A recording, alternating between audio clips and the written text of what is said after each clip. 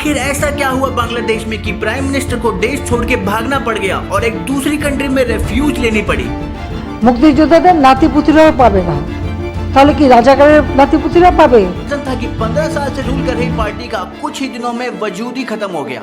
सारे school and college को shut down तक कर दिया गया एंड बांग्लादेश की सरकार ने मोबाइल एंड इंटरनेट सर्विसेज को भी सस्पेंड कर दिया।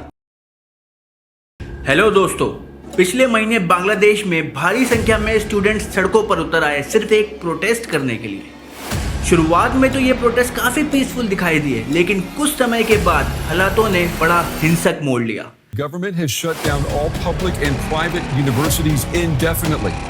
Incredible scenes out of Bangladesh as a crowd rushes what looks to be a police vehicle. Bangladesh में मिलिट्री कर्फ्यू डिक्लेयर कर दिया गया, देश भर के स्कूल एंड कॉलेज को शट डाउन तक कर दिया गया और बांग्लादेश की सरकार ने मोबाइल एंड इंटरनेट सर्विसेज को भी सस्पेंड कर दिया।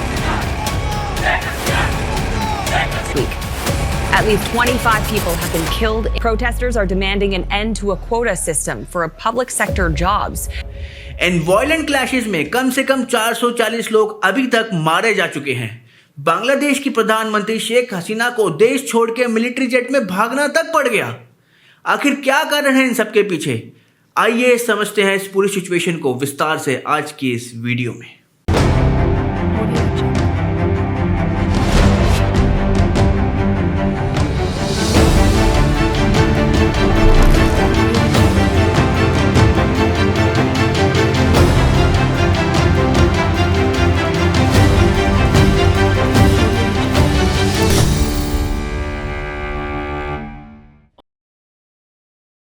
तो दोस्तों, आजादी मिलने से पहले बांग्लादेश पाकिस्तान का एक हिस्सा हुआ करता था।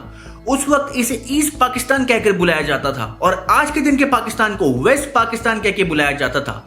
उस जमाने में ईस्ट पाकिस्तान के खिलाफ सोशल डिस्क्रिमिनेशन होता था एंड मेजॉरिटी लोग यहाँ पर बंगाली बोलते थे और 10% से भी कम ऐसे लोग थे जो उर्दू भाषा का इस्तेमाल करते थे। लेकिन फिर भी वेस्ट ने उर्दू भाषा को इम्पोज किया ईस्ट पाकिस्तान पर। इसके अलावा इकोनॉमिक डिस्क्रिमिनेशन भी देखा गया। देश की 59% एक्सपोर्ट ईस्ट पाकिस्तान से आते थे, लेकिन सिर्फ 25% इंडस्ट्रियल इन्वेस्टमेंट ईस्ट पाकिस्तान के लिए की जाती थी। नवंबर 1970 में जब भोला साइक्लोन वाला इंसिडेंट हुआ, ऑलमोस्ट 3 लाख लोग मारे गए ईस्ट पाकिस्तान में, लेकिन वेस्ट पाकिस्तान ने कोई ज्यादा एफर्ट्स नहीं किए रिलीफ प्रोवाइड करने में यहाँ के लोगों को। The world in 1970, a massive storm swept into the Bay of Bengal, drowning 500,000 people. It was one of the worst natural disasters anywhere. और इतना ही नहीं, पॉलिटिकल डिस्क्रिमिनेशन भी देखा गया। सन 1970 में ईस्ट पाकिस्तान के पास 162 सीट्स थी और वेस्ट के पास 138 सीट्स थी। वेस्ट पाकिस्तान में लोगों ने अलग अलग पार्टी को वोट किया, लेकिन ईस्ट में केवल एक पार्टी के पास मेजॉरिटी ऑफ वोट आए, अवामी लीग पार्टी, जिसे लीड किया जा रहा था शेख मुजीबुर रहमान के द्वारा। इलेक्शन का रिजल्ट ये होता दोस्तों कि अवामी लीग दोनों ईस्ट और वेस्ट को गवर्न करती, पर ऐसा होने नहीं दिया गया। पाकिस्तान की मिलिट्री बिल्कुल ऐसा नहीं चाहती थी। उस समय के Pakistani military commander and chief Yahya Khan ने इस इलेक्शन के रिजल्ट को एक्सेप्ट करने से ही मना कर दिया। ईस्ट पाकिस्तान में मार्शल लॉ इम्पोज किया गया and as a response Sheikh Mujibur Rahman ने इसके खिलाफ सिविल डिसोबीडियंस मूवमेंट करी एंड प्रोटेस्ट किया। আমরা বাঙালিরা যখনই ক্ষমতায় যাওয়ার চেষ্টা করেছি, যখনই এদেশের মালিক হওয়ার চেষ্টা করেছি, তখনই তারা আমাদের উপর ঝাঁপিয়ে পড়েছেন। इसी समय वेस्ट पाकिस्तान की मिलिट्री ने बहुत ही बुरी तरह से अत्याचार किए ईस्ट पाकिस्तान के लोगों पर। शेख मुजीबुर रहमान को अरेस्ट कर लिया गया एंड लाखों लोगों को मारा गया। एक जेनोसाइड हुआ पाकिस्तान में।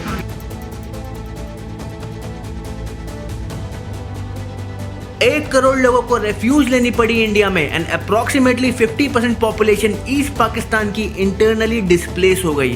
इसके कुछ ही टाइम के बाद 1971 की बांग्लादेश लिबरेशन वॉर हमें देखने को मिली। ये वही लड़ाई थी जहां पर इंडिया ने भी मदद करी और बांग्लादेश को आज़ादी दिलाई।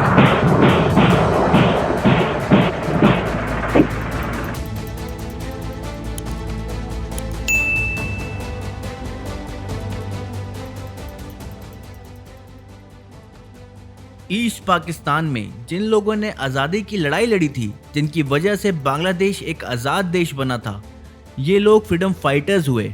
ये वही फ्रीडम फाइटर्स हैं जिनकी वजह से ये सारा मुद्दा है। क्योंकि दोस्तों बांग्लादेश के इस कोटा सिस्टम में 30% जॉब्स को रिजर्व किया गया है इन्हीं फ्रीडम फाइटर्स के डिसेंडेंट्स के लिए।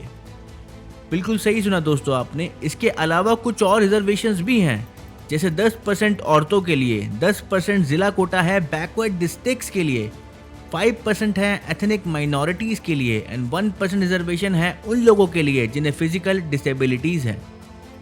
अगर आप इन सभी को ऐड करेंगे तो टोटल 56% की रिजर्वेशन बनती है, पर इसमें से majority of share freedom fighter का कोटा है दोस्तों। इस आर्टिकल को देखिए दोस्तों, इकोनॉमिक्स टाइम का ये आर्टिकल है एंड इसमें ये क्लियरली मेंशन्ड है कि अराउंड 18 मिलियन यंग बांग्लादेशीज के पास जॉब्स नहीं हैं। कुछ क्रिटिक्स का तो ये तक मानना है कि ये जो कोटा है, इस कोटे को अवामी लीग पार्टी अपने पर्सनल एजेंडा के लिए यूज करती है। फ्रीडम फाइटर्स की लिस्ट में जिन लोगों के नाम इंक्लूड किए गए हैं, इनके अगेंस्ट अब तक 60,000 ऑब्जेक्शंस उठ चुके हैं, लेकिन प्रोटेस्टर्स का कहना है कि सरकार के लोग इन्हें हल नहीं करते। 10 जुलाई को यही मैटर सुप्रीम कोर्ट तक पहुंचाया जाता है एंड सरकार हाई कोर्ट के फैसले के खिलाफ सुप्रीम कोर्ट में जाती है अपील करने। सुप्रीम कोर्ट हाई कोर्ट के फैसले पे रोक लगा देती है, लेकिन प्रोटेस्ट नहीं रुकते। स्टूडेंट्स एंड टीचर्स के साथ बांग्लादेश की ओपोजिशन पार्टी भी इन आंदोलन में शामिल हो जाती है, जैसे बांग्लादेश नेशनल पार्टी। प्रोटेस्टर्स को रोकने के लिए हजारों पैरामिलिट्री ट्रूप्स को बुलाया जाता है।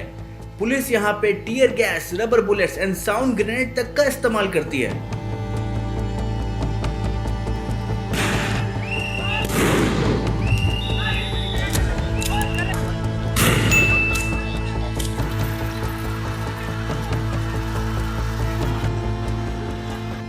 यूनाइटेड नेशन के सेक्रेटरी जनरल की तरफ से भी स्टेटमेंट्स जारी की जाती हैं कि सरकार को प्रोटेस्टर्स के खिलाफ किसी भी तरह के थ्रेट एंड वायलेंस का इस्तेमाल नहीं करना चाहिए।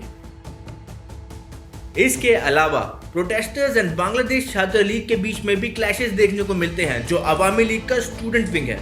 তাদের নাতিপুতিরাও পাবে না, তাহলে কি রাজাকারের নাতিপুতিরা পাবে?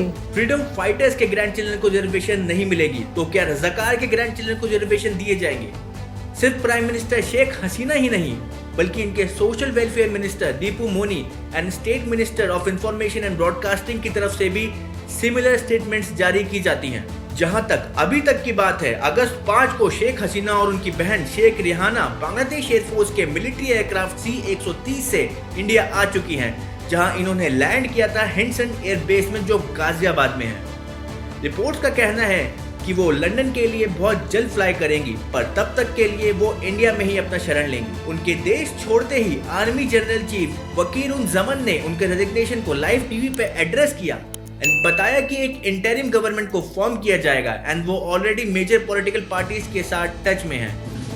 इंटरिम गवर्नमेंट আমরা ফর্ম করব এবং इंटरिम गवर्नमेंटेर माध्यमे এই দেশের সমস্ত কার্যকলাপ वो प्रेसिडेंट मोहम्मद शहाबुद्दीन से भी डिस्कस कर रहे हैं कंट्री के फ्यूचर प्लान्स। उम्मीद है बांग्लादेश में तख्ता पलट के बाद अब चेंजेस देखने को मिलेंगे। दोस्तों, अगर आपको भी ये वीडियो पसंद आई तो इस वीडियो को शेयर करें, लाइक करें एंड सब्सक्राइब करें हमारे चैनल को सारी लेटेस्ट अपडेट्स के लिए। तब तक के लिए गुड बाय।